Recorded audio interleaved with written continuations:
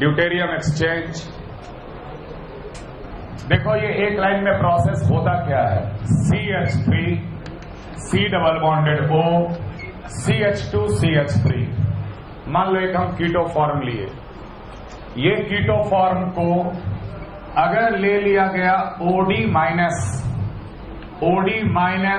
इन अ D2O, हमेशा ध्यान रखना कि H प्लस या OH माइनस को हमेशा H2O में लिया जाता है, D प्लस या OD माइनस को हमेशा D2O में लेते हैं, कभी क्रॉस कॉम्बिनेशन नहीं लेते क्योंकि वो स्टेबल सिस्टम नहीं रहेगा। OD माइनस और D2O मीडियम में अगर इसको ले लिया जाए और लंबे समय के लिए रखा जाए, लंबे समय मतलब 5 से 10 दिन तक का समय, लंबा समय रखा जाए, तो हम लोग ये पाते हैं कि उस लंबे समय के बाद इस कीटो फॉर्म के जितने अल्फा H हैं वो सारे अल्फा H ड्यूटेरियम से रिप्लेस हो जाते। ध्यान देना, ये हाइड्रोजन ही रह गया, लेकिन अल्फा कार्बन का जो हाइड्रोजन है वो अल्फा कार्बन का हाइड्रोजन ड्यूटेरियम से रिप्लेस हो जाता है। तो बेसिकली ये इसलिए होता है क्योंकि कीटो इनोल फॉर्म में जाता है, इनोल फिर कीटो फॉर्म में आता है। चूंकि ये रिवर्सिबल प्रोसेस है और ये रिवर्सिबल प्रोसेस के कारण सारे अल्फा H रिप्लेस हो जाते हैं। इसका मैकेनिज्म एक दो स्टेप बता रहे हैं। सबसे पहले इसमें क्या हुआ होगा कि OD माइनस कहीं एक जगह से अल्फा H हटाया होगा, तो ऑटोमेटिक ऐसे ही होता है। अल्फा H हटाने के बाद CH2 पे minus C double bonded O CH2 CH3 बना होगा। ये नेगेटिव चार्ज रेजोनेंस करके गया होगा ऑक्सीजन पे, रेजोनेंस करके गया होगा तो ये बन गया CH2 CH2 CH3। और ऑक्सीजन का नेगेटिव चार्ज H प्लस कहां से लेता है, वाटर से। अब वाटर की जगह यहां पर क्या है, D2O, तो यहां पर D2O से D प्लस लेगा और इस तरीके का इनोल बनेगा। तो कीटो से इनोल बना, लेकिन हमें यह भी पता है कि इनोल से फिर कीटो भी बनता है। इनोल से कीटो कैसे बनता है, OD माइनस यहां से आकर H प्लस या D प्लस हटाया, नेगेटिव चार्ज बना, ये नेगेटिव चार्ज रेजोनेंस करता हुआ कार्बन पे फिर से वापस जाएगा, CH2 minus C double bonded O CH2 CH3। लिख सकते हैं कि नहीं, OD माइनस ये बैकवर्ड डायरेक्शन कैसे जाएगा, D प्लस हटाया, नेगेटिव चार्ज रेजोनेंस करता हुआ आया कार्बन पे। अब ये कार्बन का नेगेटिव चार्ज H प्लस चाहेगा, अब H प्लस कहां से मिलेगा इसको, D2O से मिलेगा। CH2 माइनस यहीं से एक D गेन करके बना लेता है CH2D C double bonded O CH2 CH3। तो कीटो से इनोल, और जैसे ही इनोल से फिर कीटो गया वो एक D गेन कर लिया, एक हाइड्रोजन अल्फा रिप्लेस हो चुका है। समझ में आ रहा। अब तुम खुद सोचो कि फिर से अगर OD माइनस आया तो किसे हटाएगा, H को हटाएगा कि D को हटाएगा। CD bond is a stronger bond, CH bond is a weaker bond, H को ही हटाएगा, D को नहीं हटाएगा। इस तरीके से फिर H हटेगा, नेगेटिव चार्ज रेजोनेंस करता हुआ ऑक्सीजन पे, फिर बैकवर्ड डायरेक्शन में फिर कार्बन पे, फिर D2O से वो एक D और गेन कर लेगा।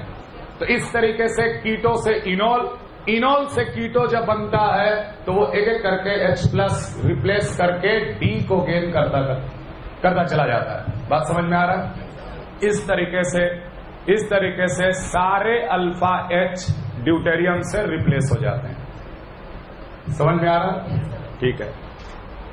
दूसरा एक एग्जांपल दे, CH3 CH double bonded CH C double bonded OH, space tautomerism का केस है ये।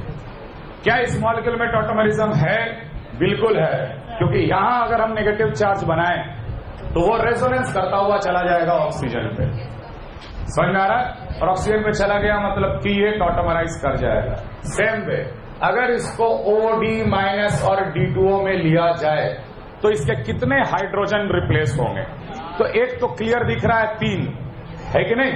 जैसे OD माइनस सबसे पहले कहां से H प्लस निकालेगा, CH2 minus CH double bonded CH C double bonded OH, negative charge pi bond और ये पाई बॉन्ड का रेजोनेंस, ये पहले नहीं दिखा रहे, तो ये बन जाएगा CH2 double bonded CH single bonded CH पे minus C double bonded OH, फिर नेगेटिव चार्ज जाएगा ये ऑक्सीजन पे, है ना, इनोल बना। लेकिन जब ये इनोल से कीटो की ओर आ रहा होगा तो वापस नेगेटिव चार्ज यहां पर आएगा। हो सकता है कि नेगेटिव चार्ज यहीं पर D2O गेन कर ले, D2O से H प्लस गेन कर ले, तो क्या बन जाएगा? CH2 double bonded CH, CHD, C double bonded OH बन सकता है ना ये। उसके बाद OD माइनस इस H और D में से किसे निकाला? H को निकालेगा। H को निकाला तो CH2 double bonded CH, CH पे minus, C double bonded OH, CD पे माइनस, H गया है तो D बच गया। अब ये नेगेटिव चार्ज रेजोनेंस करता हुआ इस कार्बन पे आया। नेगेटिव चार्ज अगर इस कार्बन पे आया है, CH double bonded CD, C double bonded OH, और हो सकता है कि ये D2O से फिर एक D गेन कर ले, तो बन जाएगा CH2D, CH double bonded CD, C double bonded OH। फिर प्रोसेस शुरू हुआ, D और H में से कौन जाएगा? H जाएगा। तो हम लोग इसमें क्या ऑब्जर्व कर रहे हैं? ये ऑब्जर्व कर रहे हैं कि आप पहला नेगेटिव चार्ज कहीं बना लें जो कि रेजोनेंस करता हुआ जाएगा ऑक्सीजन पे। तो जहां आपने पहला नेगेटिव चार्ज बनाया है वहां के तो सारे हाइड्रोजन ड्यूटेरियम से रिप्लेस होंगे ही होंगे, और वो नेगेटिव चार्ज बीच रास्ते में जो एटम पे जाएगा वहां का भी हाइड्रोजन D से रिप्लेस हो जाएगा। समझ में आ रहा है? तो अल्टीमेटली इस मॉलिक्यूल को अगर D2O OD माइनस के साथ अगर ट्रीट करेंगे तो ये बन जाएगा CD3 CH double bonded CD, C double bonded OH।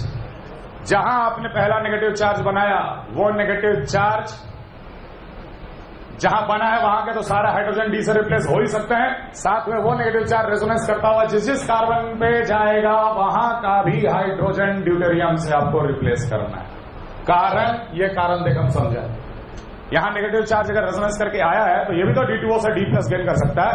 D plus gain कर लिया, उसके बाद फिर बेस हटाया यहां से एक H प्लस, और वो नेगेटिव चार्ज रेजोनेंस करता हुआ यहां आया, यहां पे एक D गेन हुआ। यही प्रोसेस कंटिन्यूअस चलता रहेगा। अल्टीमेटली हाइड्रोजन ड्यूटेरियम से रिप्लेस होते चले जाएंगे। कॉपी करो, ये दोनों कॉपी करो जल्दी।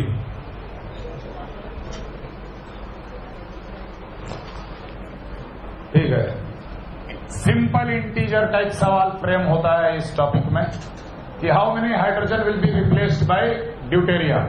जैसे मान लो मॉलिक्यूल दे दिया गया, how many hydrogen will be replaced by deuterium if it is taken with OD minus D2O। दूसरा एग्जाम्पल मान लो हम इस तरीके से लिए,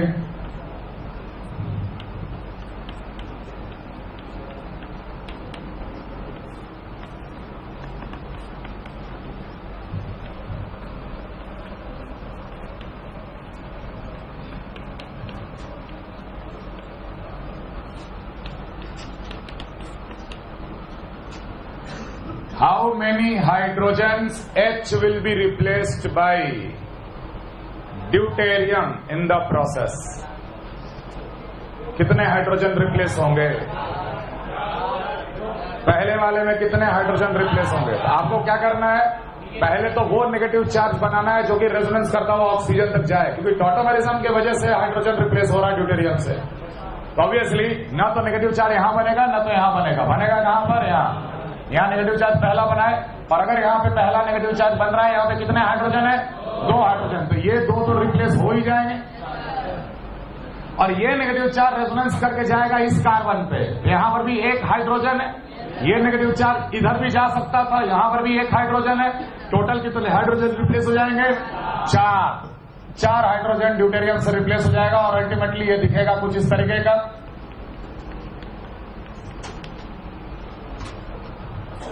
क्लियर?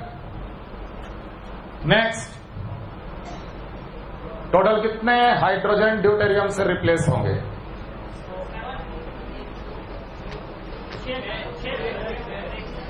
पहले ये सवाल को देख लो, उसके बाद कॉपी करना उधर का। पहले ये सवाल को देखो, कितने होंगे? अब इसलिए नेगेटिव चार्ज यहां पर बना होगा, ये नेगेटिव चार्ज रेजोनेंस करता हुआ देखो ऑक्सीजन तक जा रहा है, स्पेस टॉटोमेरिज्म इज प्रेजेंट। यहां पर 2 हाइड्रोजन, नेगेटिव चार्ज इधर भी जा सकता है, इधर भी जा सकता है, यहां 1 हाइड्रोजन रिप्लेस होगा। ये negative sigma pi negative charge यहां से इस कार्बन पे जाएगा, लेकिन इस कार्बन पे कोई हाइड्रोजन नहीं है, इसलिए यहां पर कोई भी हाइड्रोजन रिप्लेस नहीं होगा ड्यूटेरियम से। ये नेगेटिव चार्ज फिर इस पोजीशन पे गया, एक इधर भी जा सकता था, एक 4 और 2 6, 6 hydrogen will be replaced by deuterium in this process. समझ में आ रहा है कैसे बता रहे हैं ड्यूटेरियम एक्सचेंज? नेक्स्ट कितना, अब बताओ इस मॉलिक्यूल में टॉटमराइजेशन कौन कौन से कार्बन से हो सकता है? ऑब्वियसली अगर हम यहां नेगेटिव चार्ज बनाएं तो टॉटमराइज होगा कि नहीं? यहां से हो जाएगा ना। यहां के 2 हाइड्रोजन, नेगेटिव चार्ज यहां भी बना सकते हैं। देख अगर नेगेटिव बना दिए तो negative sigma pi sigma pi sigma pi, इस पोजीशन से भी टॉटमराइजेशन हो सकता था। तो यहां के भी दोनों हाइड्रोजन रिप्लेस हो सकते हैं। यहां पर जो नेगेटिव चार्ज बना ये भी रेजोनेंस करके जा सकता है ऑक्सीजन पे, तो यहां के भी दोनों हाइड्रोजन रिप्लेस हो जाएंगे ड्यूटेरियम से।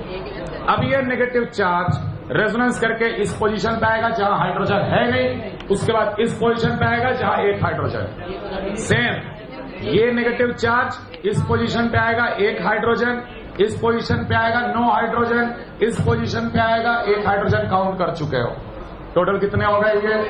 8, 2 to 4 to 6 7 8 hydrogen will be replaced by deuterium in this process. तो सिंपल इंटीजर टाइप सवाल फ्रेम होता है इस पे कि कितना ड्यूटेरियम एक्सचेंज होगा, वो काउंट करना पड़ता है गिवन मॉलिक्यूल में। समझ में आया? पहला नेगेटिव चार्ज और वो नेगेटिव चार्ज जहां जहां रेजोनेंस करता हुआ जाए वहां का भी हाइड्रोजन को ड्यूटेरियम से रिप्लेस करना है। Clear everyone?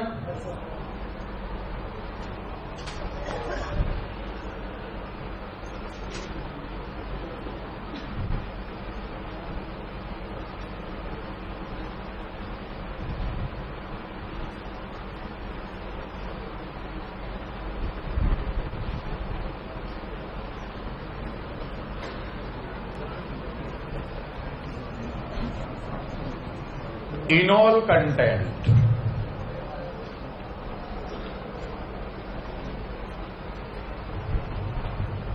Enol content, enol content मतलब इक्विलिब्रियम पे कितना % इनोल है और कितना % कीटो है, ये जानकारी हम लोग लेते हैं। खैर एग्जैक्ट परसेंटेज तो हम लोग को पता नहीं चल पाता है, लेकिन हम लोग ये एस्टिमेट कर सकते हैं कि किसका इनोल कंटेंट ज्यादा होगा, किसका इनोल कंटेंट कम होगा। Enol content will be directly proportional to the stability of enol। ठीक है, इनोल जितना ज्यादा स्टेबल होगा उतना ज्यादा इनोल कंटेंट होगा। इनोल जितना ज्यादा स्टेबल होगा उस इक्विलिब्रियम का इनोल कंटेंट उतना ज्यादा होगा। हम लोग कह सकते हैं directly proportional to the intra H bonding in enol. Enol में अगर इंट्रा मॉलिक्यूलर एच बॉन्डिंग हो गया तो चेलेशन की वजह से उसकी स्टेबिलिटी बढ़ेगी, जिसके कारण इनोल कंटेंट बढ़ेगा। Directly proportional to the aromaticity in enol. अगर कीटो नॉन एरोमेटिक है और टॉटमराइजेशन के बाद इनोल अगर एरोमेटिक हो रहा है तो ऑब्वियसली इनोल ज्यादा स्टेबल हो गया और इनोल कंटेंट उस केस में बढ़ जाएगा। Directly proportional to the sum of all the bond energies, sum of all the bond energies in enol, sum of all the bond energies in enol. और यही कारण था जो पिछले क्लास में बताए थे कि ऑक्साइन ज्यादा स्टेबल हो जाता है नाइट्रोसो से। नाइट्रोसो ऑक्साइन में वीक एसिड वीक बेस का कंसेप्ट नहीं लगाते। Sum of the bond energies in oxime is greater than the nitroso, therefore oxime becomes more stable, more content, sum of all the bond energies in the enol. अब ध्यान दो एक चीज, ये सब तो फैक्टर है ही इनोल कंटेंट बढ़ाने के लिए। सबसे important directly proportional to the stability of negative charge, stability of the negative charge after removal of acidic H+। टॉटोमराइज करने के लिए हम लोग क्या करते हैं? सबसे पहले H+ हटाते हैं, नेगेटिव चार्ज बनाते हैं, उसको रेजोनेंस करके ऑक्सीजन तक लेके जाते हैं। तो जो नेगेटिव चार्ज पहला जो बना है वो जितना ज्यादा स्टेबल बनेगा उतना ज्यादा इनोल कंटेंट मिलता है। जितना ज्यादा स्टेबल मिलेगा उतना ज्यादा इनोल कंटेंट होगा उस पर्टिकुलर मॉलिक्यूल का। आपके सामने जो सवाल आएगा, arrange the following molecules in their enol content, समझ में आ रहा है? और वैसे सवाल में सबसे इंपॉर्टेंट यही बात ध्यान रखना, हर एक का नेगेटिव चार्ज बना लेना। जितना ज्यादा स्टेबल नेगेटिव चार्ज उतना ज्यादा इनोल कंटेंट। क्लियर? और एक लास्ट फैक्टर लिख लो, enol content will be directly proportional to the number of conjugation, number of conjugation in enol. Enol में जितना ज्यादा कॉन्जुगेशन होगा उतना ज्यादा रेजोनेंस होगा, जितना ज्यादा रेजोनेंस उतना ज्यादा स्टेबल। तो जितने ज्यादा कॉन्जुगेशन अगर है इनोल में, ज्यादा रेजोनेंस होगा, ज्यादा रेजोनेंस के कारण ज्यादा stability, therefore enol content will be higher. ये सारे पॉइंट में अरेंजमेंट के लिए the most important point is stability of negative charge, stability of negative charge.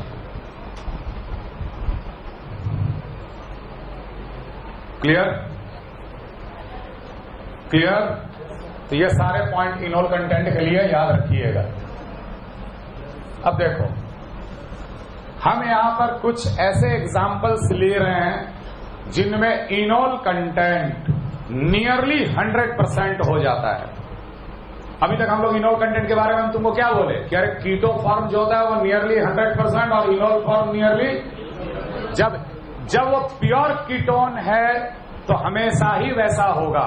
जैसे मान लो CH3 C double bonded OH equilibrium with CH2 double bonded C OH H, एक carbonyl वाला normal aldehyde या ketone में हमेशा कीटो form 100% होता है और नियरली 0% के आसपास इनोल होता है। लेकिन तुम खुद सोचो कि अगर मान लो कीटो फॉर्म हम ऐसा बना दें, ये कीटो फॉर्म है कि नहीं? यस। क्या ये टॉटोमराइज करेगा? बिल्कुल करेगा। बगल के carbon alpha carbon sp3 hybridised है, H को इधर पहुंचा, पाई बॉन्ड को इधर लेके आ, इसका इनोल जैसे ही बनाओगे, इनोल जैसे ही बनेगा, ring aromatic, ring is non aromatic. इस केस में ये इनोल का content nearly 100%, this is nearly 0%। Clear? Next example is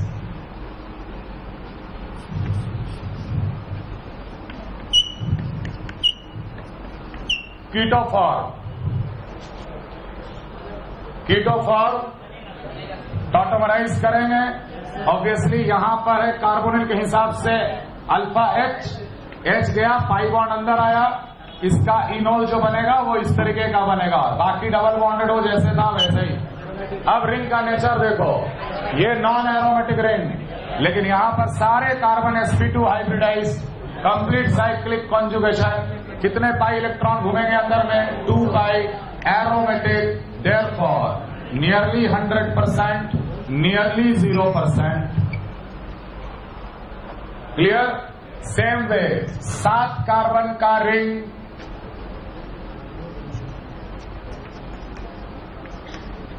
keto form, 7 carbon का रिंग कीटोफॉर्म। इसका भी अगर हम लोग टॉटोमराइजेशन किए तो यहां से टॉटोमराइज करेगा ये हाइड्रोजन, H गया, पाई बॉन्ड इधर आएगा, सेम 7 कार्बन का रिंग, पाई बॉन्ड, इधर भी पाई बॉन्ड, इधर भी pi bond, double bonded O और यहां लग गया OH। अब रिंग का नेचर देखो, aromatic, nearly 100%, nearly 0%। Example 5 membered ring, double bonded O, बहुत कॉमन मॉलिक्यूल है ये टॉटोमरिज्म के सवाल में। जैसे ही ये टॉटोमराइज करता है, ये बताए थे ना क्लास में कि सिर्फ एक ही कार्बोनेट टॉटोमराइज करता है, इसका OH, और यहां पे double bonded O, intramolecular H bonding, nearly 100%, this is nearly 0%।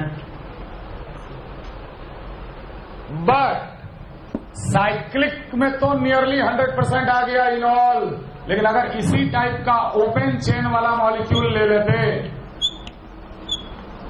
इसमें और इसमें कोई खास अंतर नहीं है, बस अंतर ये है कि ये डाइकीटोन है 1,2 साइक्लिक और ये 1,2 डाइकीटोन है, ये ओपन चेन।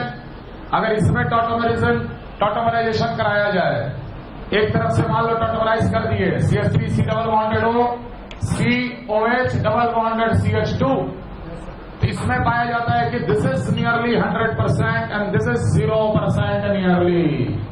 यहां क्या हो गया, ऐसा कि इनोल कंटेंट 0% निकला और यहां पर ऐसा क्या हो रहा है कि इनोल 100% हो रहा है। तो कारण ये है कि ये दोनों ऑक्सीजन कभी भी सेम साइड मौजूद नहीं रहेंगे because of repulsion. The two oxygen will remain in the opposite side. The two oxygen will remain in the opposite side to minimize the repulsion.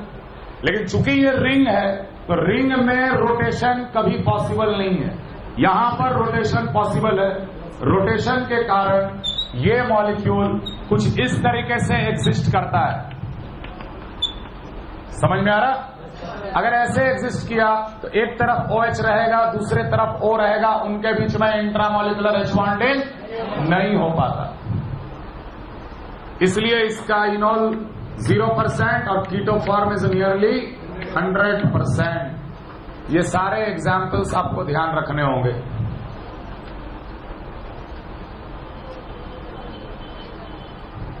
क्या देख लो,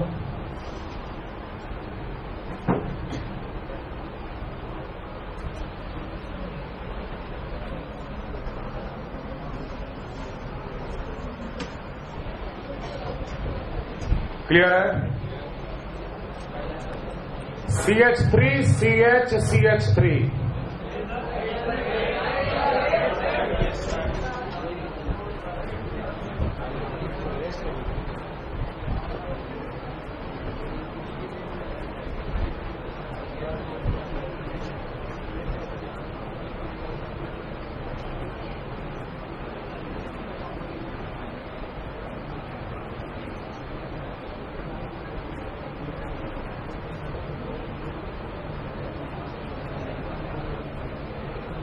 ये मॉलिक्यूल में कार्बोनिल के हिसाब से अल्फा कार्बन एक अल्फा H है, इसमें भी टॉटोमराइजेशन होगा और इसका टॉटोमर H को ले गए, पाई बॉन्ड को इधर शिफ्ट कर दिए, ये बन जाएगा CH3 CH3 double bonded CH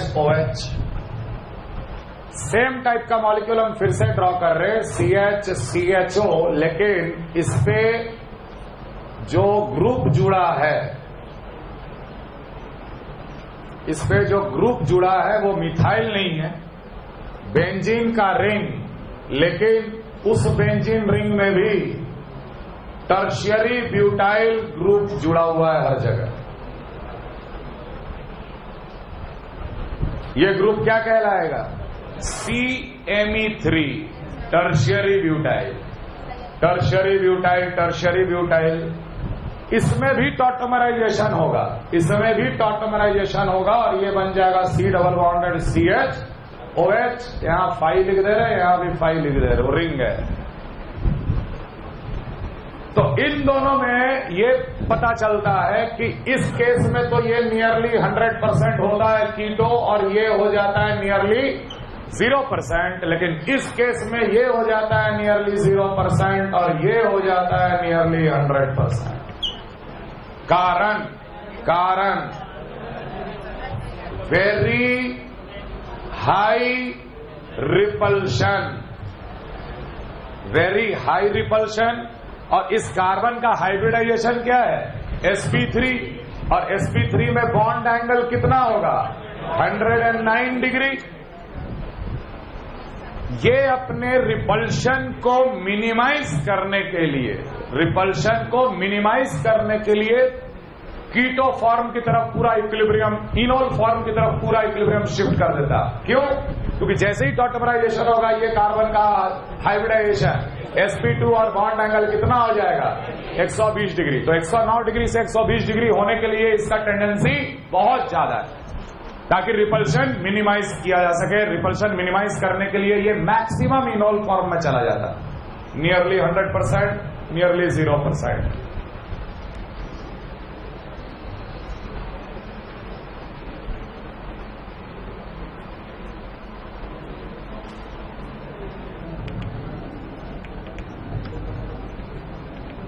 Arrange the following in their enol content order.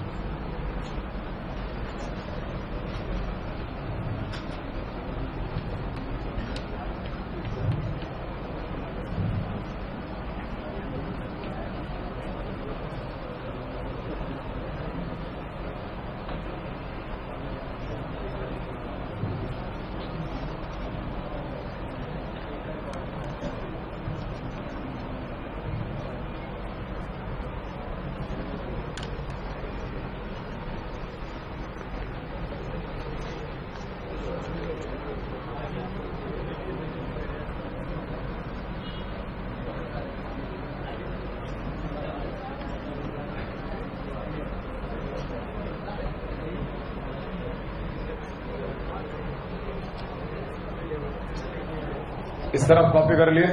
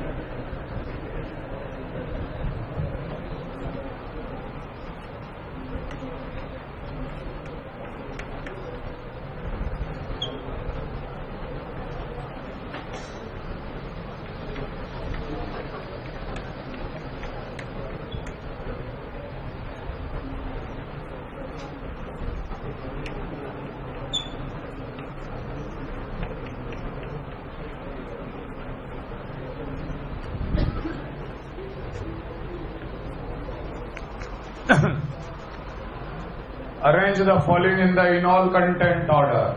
जहां भी इनॉल कंटेंट का ऑर्डर का अरेंजमेंट आए तो सबसे पहले आपके दिमाग में वो लिस्ट आना चाहिए जिनका इनॉल 100% होता है। समझ में आ रहा है? वैसा अगर कोई मॉलिक्यूल आ गया तो उसका इनॉल कंटेंट सबसे मैक्सिमम कर देंगे, और बाकी जो बच गया उसमें सीधे वो हाइड्रोजन निकालो जो सबसे ज्यादा एसिडिक है, H+ हटा कर नेगेटिव चार्ज बना लिए। नेगेटिव चार्ज जितना ज्यादा स्टेबल होगा उतना ज्यादा इनॉल कंटेंट होगा। नेगेटिव चार्ज जितना ज्यादा स्टेबल होगा उतना ज्यादा इनॉल कंटेंट होगा, क्योंकि नेगेटिव चार्ज का स्टेबल होना बाकी के ऊपर वाले पॉइंट को अपने आप टेक केयर कर लेता है। अरे नंबर ऑफ कॉन्जुगेशन ज्यादा होगा तभी तो नेगेटिव चार्ज ज्यादा स्टेबल होगा। समझ में आ रहा है ना बात? जितना फास्ट नेगेटिव चार्ज निकलेगा उतना ज्यादा इनॉल content. Equilibrium will be shifted in that particular direction, RDS fast. Clear?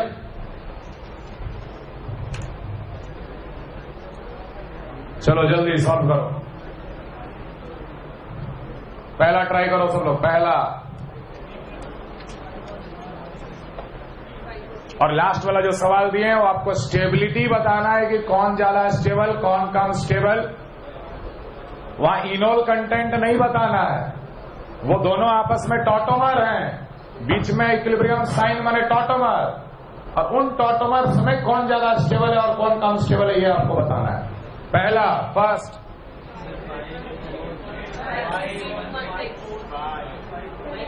तो सबसे पहले तो ये आइडेंटिफाई कर नेगेटिव चार्ज कहां बनाएंगे। नेगेटिव चार्ज कहां बनाएंगे टॉटोमराइज करने के लिए? ऑब्वियसली यहां बनेगा, क्योंकि यहां का नेगेटिव चार्ज दो कार्बोनिल के साथ रेजोनेंस करेगा, H+ यहीं से ऑसिलेट करेगा। समझ आ रहा है?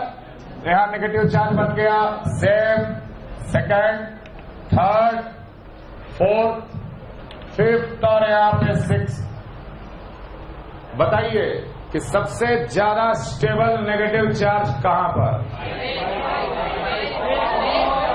सबसे ज्यादा स्टेबल नेगेटिव चार्ज कहां पर? तो देखो ये हाइड्रोजन का इफेक्ट क्या है? 0। मिथाइल का इफेक्ट क्या है? +I, और +I के कारण नेगेटिव चार्ज अनस्टेबल होता है। यहां दोनों तरफ से +I, यहां एक तरफ से +I लेकिन एक तरफ से +M। समझ में आ रहा है? और यहां पर दोनों तरफ से प्लस है। क्लियर? लेकिन ये नेगेटिव चार्ज बेंजीन के साथ रेजोनेंस तो नहीं कर रहा, तो बेंजीन यहां क्या कर रहा है? -I, यहां पर -I। तो माइनस इफेक्ट नेगेटिव चार्ज की स्टेबिलिटी बढ़ाता है, प्लस इफेक्ट हमेशा घटाता है। तो सबसे ज्यादा स्टेबल नेगेटिव चार्ज कहां हो गया? 6 में। समझ में आ रहा है? 6 का इनॉल कंटेंट सबसे ज्यादा, पहला कारण।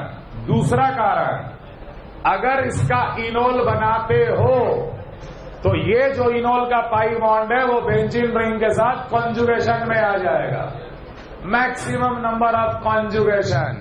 Therefore इनॉल is highly stable, इनॉल content will B maximum. समझ में आ रहा है? क्लियर है? बाकी जगह इनॉल का पाई बॉन्ड का कॉन्जुगेशन मिलेगा क्या बेंजीन जैसा? नहीं। 6 के बाद 1 जहां प्लस लग ही नहीं रहा हो, फिर 2, फिर 3, फिर 4, फिर 5। ये हुआ इनॉल कंटेंट का ऑर्डर। किसी को कोई डाउट?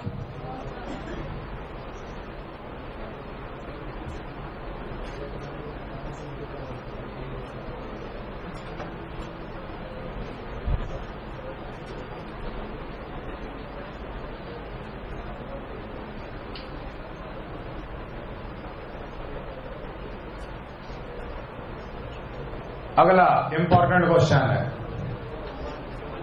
6 कार्बन का साइक्लिक कीटोन और वही 6 कार्बन का ओपन चेन कीटोन, किसका इनॉल कंटेंट ज्यादा? ध्यान रखना, साइक्लिक कीटोन का नॉन साइक्लिक वाले से इनॉल कंटेंट ज्यादा होगा। कारण ओपन चेन में बॉन्ड का रोटेशन चल रहा है कि नहीं? लेकिन साइक्लिक सिस्टम में बॉन्ड का रोटेशन पाई बॉन्ड का फॉर्मेशन वहां आसानी से होता है जहां पर रोटेशन पहले से ही रुका हुआ हो। खुद सोचो कि दो पी के ऑर्बिटल जब पैरेलल आएंगे, जब दो पी के ऑर्बिटल पैरेलल आएंगे तभी तो पाई बॉन्ड बनेगा। अगर कहीं रोटेशन चल रहा है तो यहां पर सिर्फ एक ही कंडीशन ऐसा आएगा, जब एक ही वक्त ऐसा आएगा जब वो एक दूसरे के पैरेलल हो पाएंगे और पाई बॉन्ड बनेगा। लेकिन जहां रोटेशन पहले से रुका हुआ है तो वहां पर पी के ऑर्बिटल पहले से ही पैरेलल कंडीशन पे है, वहां पी का ओवरलैप से पाई बॉन्ड जल्दी बनेगा। जहां रोटेशन हो रहा है वहां पर पाई बॉन्ड का फॉर्मेशन आसानी से नहीं होगा या देर से होगा। यहां पर पाई बॉन्ड का फॉर्मेशन आसानी से होगा because here it is no rotation but here bond is rotating. यहां रोटेशन चल रहा है तो जो नेगेटिव चार्ज बनाओगे भी तो ड्यू टू रोटेशन ये दोनों का ओवरलैप होने में थोड़ा तो दिक्कत है ही, लेकिन जहां रोटेशन नहीं चल रहा है वहां पर तुरंत ओवरलैप होकर पाई बॉन्ड बन जाएगा। क्लियर है ये चीज? क्लियर? तो pi bond formation is easier. Pi bond formation is easier where rotation is already hindered. Where rotation is already hindered. जहां रोटेशन पहले से ही रुका हुआ है वहां पर पाई बॉन्ड बनना आसान होता है। इसलिए साइक्लिक सिस्टम का इनॉल कंटेंट नॉन साइक्लिक वाले से ज्यादा होता है। नंबर ऑफ कार्बन सेम होना चाहिए। 6 कार्बन का रिंग, 6 कार्बन का ओपन चेन। अगला नंबर 1, नंबर 2, नंबर 3 इनॉल कंटेंट। इसका कहां से हाइड्रोजन हटाओगे? या तो यहां से हटा देंगे या तो यहां से हटा देंगे, है कि नहीं? इसका एक ही ऑप्शन है, इसका एक ही ऑप्शन है। अब देखो कौन सा नेगेटिव चार्ज सबसे ज्यादा स्टेबल दिख रहा है? थर्ड का, क्योंकि बेंजीन रिंग क्या शो कर रहा है उस पर? -I। तो थर्ड का नेगेटिव चार्ज सबसे ज्यादा स्टेबल, इसलिए थर्ड का इनॉल कंटेंट सबसे ज्यादा। थर्ड का इनॉल कंटेंट सबसे ज्यादा। उसके बाद 1 और 2 में, 1 और 2 में कौन ज्यादा स्टेबल? 1 की 2। तो 1 में ये रिंग क्या शो कर रहा है इसके ऊपर? +I। समझ में आ रहा बात? +I के कारण कम स्टेबल, यहां ज्यादा stable. Therefore 3 greater than 2 greater than 1 हो जाएगा इनॉल कंटेंट का ऑर्डर। अगले में ऑब्वियसली यहां से ये H और पाई बॉन्ड इधर आएगा, है कि नहीं? H+ हटेगा, नाइट्रोजन पे नेगेटिव चार्ज पाई बॉन्ड के साथ यहां रेजोनेंस भी कर सकता है, लेकिन यहां पे नेगेटिव चार्ज का पाई बॉन्ड के साथ कोई रेजोनेंस नहीं है। कौन सा नेगेटिव चार्ज ज्यादा स्टेबल? पहला, इसलिए इसका इनॉल कंटेंट ज्यादा होगा इससे। दूसरी बात, अगर यहां पाई बॉन्ड बना दोगे तो ये पाई और ये पाई भी कॉन्जुगेशन में आ जाएगा जहां रेजोनेंस होगा, है कि नहीं? लेकिन यहां पर जो पाई बॉन्ड बनेगा उसको कोई कॉन्जुगेशन नहीं मिल रहा दूसरे पाई बॉन्ड। जहां ज्यादा कॉन्जुगेशन वहां इनॉल कंटेंट ज्यादा। पढ़े हो? इसीलिए नेगेटिव चार्ज का स्टेबिलिटी जो है वो बाकी ऊपर वाले जितने भी कंडीशन थे सबका टेक केयर कर लेता है। समझ में आ रहा बात? बताइए तीनों में 1, 2, 3 इनॉल कंटेंट 100%। 3 1 और 2 में 1 और 2 में 1 ग्रेटर देन 2, क्योंकि अगर यहां नेगेटिव चार्ज बना है तो H का इफेक्ट 0, लेकिन यहां नेगेटिव चार्ज बनाएंगे तो मिथाइल का +I, अल्डिहाइड का इनॉल content slightly greater than ketone का इनॉल कंटेंट। समझ में आ रहा है सबको? अगला 1 मैक्सिमम, ध्यान रखना इसका इनॉल जो है वो फेनॉल है। नेगेटिव चार्ज बनाओगे, रेजोनेंस करते हुए लाओगे ऑक्सीजन तक, रिंग एरोमेटिक हो जाएगा। इसका इनॉल कंटेंट 100%। क्लियर है? और बाकी इसमें और इसमें, बाकी इन दोनों में ऑब्वियसली 2 ग्रेटर देन 1, 3 यहां इनोल जैसे ही बनाओगे पाई पाई का conjugation, number of conjugation is more, number of conjugation is less. या यहां का नेगेटिव चार्ज ज्यादा स्टेबल, यहां का नेगेटिव चार्ज कम स्टेबल। देखो कौन सा नेगेटिव चार्ज ज्यादा स्टेबल है? सेकंड। क्यों सेकंड? ये नहीं, सेकंड ये। हाँ कौन? क्यों?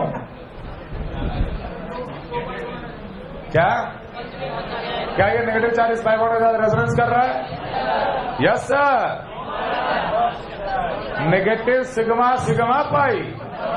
No sir. तो ये डबल बॉन्ड क्या कर रहा है? माइनस आई, इसलिए ये ज्यादा स्टेबल है। समझ में आ रहा है सबको? Stability order, which is more stable, first और सेकंड? सेकंड। कारण एरोमेटिसिटी। क्यों? ये एरोमेटिक नहीं है क्या?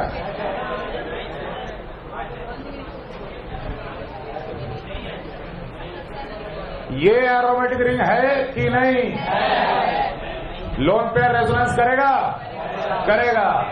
नाइट्रोजन sp2, बाकी सारे carbon sp2, complete cyclic conjugation, कितने पाई इलेक्ट्रॉन के साथ? 2 2 4 2 6, एरोमेटिक। ये रिंग भी एरोमेटिक है, ये रिंग भी एरोमेटिक है। अब बताओ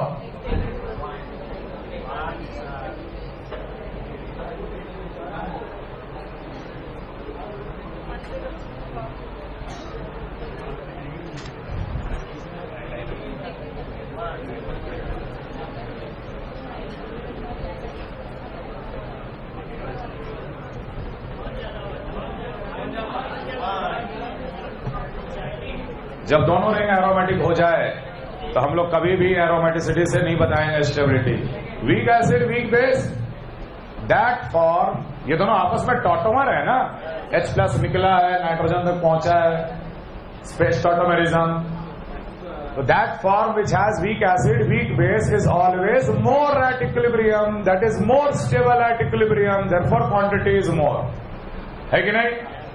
यहां से कौन हाइड्रोजन दे रहा? नाइट्रोजन। तो ये बिहेव करेगा एसिड। यहां से जब बैकवर्ड जाएगा तो कौन देगा हाइड्रोजन? यही नाइट्रोजन देगा हाइड्रोजन।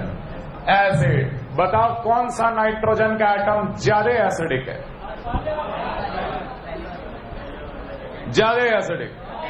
तो ऐसे सोच, जिस नाइट्रोजन पे जितना ज्यादा पॉजिटिव चार्ज होगा वहां से H+ आसानी से निकलेगा, क्योंकि पॉजिटिव से पॉजिटिव निकालना आसान होता है। जिस नाइट्रोजन पे पॉजिटिव चार्ज ज्यादा होगा वहां से H+ निकलना आसान होगा। Strong acid. कौन से नाइट्रोजन पे पॉजिटिव चार्ज ज्यादा है? जहां लोन पेयर का रेजोनेंस ज्यादा है, क्योंकि लोन पेयर जब रेजोनेंस करेगा तभी तो नाइट्रोजन पे पॉजिटिव चार्ज आएगा, है कि नहीं? अब कौन से नाइट्रोजन का लोन पेयर ज्यादा रेजोनेंस कर रहा है? पहला कि दूसरा? अगर ये लोन पेयर रेजोनेंस में न जाए तो रिंग एरोमेटिक है कि नहीं? है। अगर ये न जाए तो रिंग एरोमेटिक है क्या? मतलब इसका रेजोनेंस एरोमेटिसिटी दिला रहा है। समझ में आ रहा है? जिसके कारण ये लोन पेयर का रेजोनेंस ज्यादा रेजोनेंस मतलब ज्यादा पॉजिटिव चार्ज वाला नाइट्रोजन से H निकालना आसान। Strong acid, weak acid, therefore second is more stable then first. तो तुम बोलोगे सर तो पहले ही बोल रहे थे कि ये ज्यादा है। अगले में आ जा, इतना जो हम चिल्लाए वो इस्तेमाल अगले में होगा। अब बोलो, अब कौन देखने में लग रहा है? देखने में कौन लग रहा है? तो बेटा दोनों रिंग एरोमेटिक है। यहां ये भी एरोमेटिक है, ये भी एरोमेटिक है। तो एरोमेटिसिटी से नहीं बताएंगे। Week acid weak base, nitrogen से जुड़ा हाइड्रोजन, ऑक्सीजन से जुड़ा hydrogen. This is strong acid, this is weak acid, which is more stable? First is more stable then the second. तीसरा, देखने में दोनों रिंग एरोमेटिक। फिर दोनों रिंग एरोमेटिक है। अरे एरोमेटिक दोनों रिंग है, सबको समझ में आ रहा? दोनों रिंग एरोमेटिक। नाइट्रोजन से जुड़ा हाइड्रोजन वीक एसिड, ऑक्सीजन से जुड़ा हाइड्रोजन स्ट्रॉन्ग एसिड। जिस फॉर्म में weak acid part that is major. अगले में आप वो कंसेप्ट लगा सकते हो एरोमेटिसिटी वाला। क्यों? क्योंकि अगले में एक रिंग नॉन एरोमेटिक है और दूसरा रिंग एरोमेटिक। ये कार्बन sp3 हाइब्रिडाइज्ड होने के कारण ये non aromatic, therefore this is more stable. Clear? Clear everyone?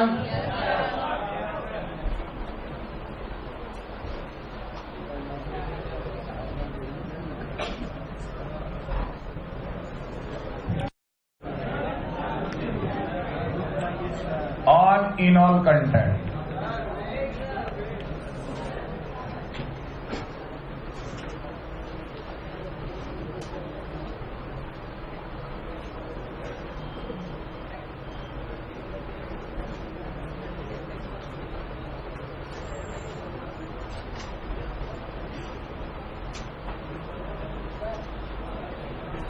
हाँ बोलिए, कौन सा?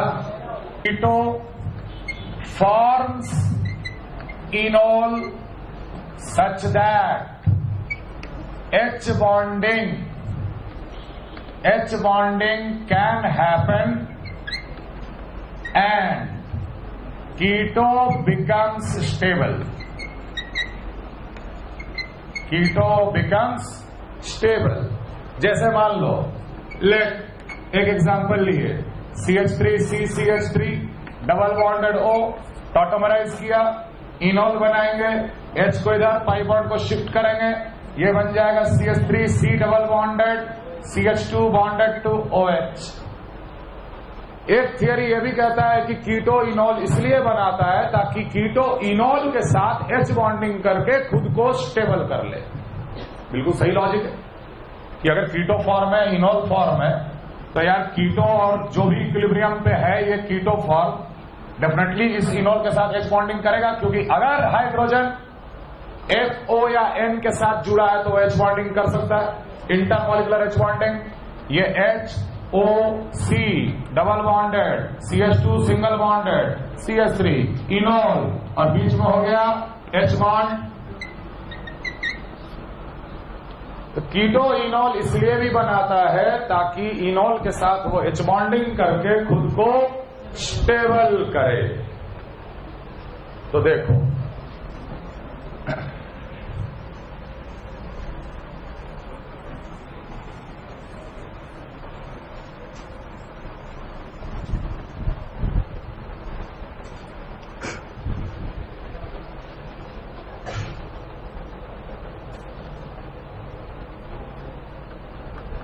if the solvent is water, मतलब polar solvent, एक मॉलिक्यूल लिया गया CH3C double bonded O, C double bonded O CH3,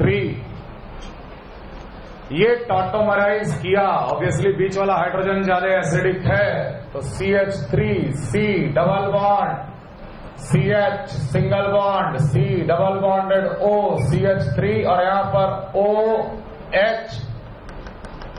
enol में क्या आ गया? Intramolecular H bonding. ठीक है, इस प्रोसेस में, इस टॉटोमराइजेशन में इनोल का कंटेंट नियरली 16% पाया जाता है वाटर में।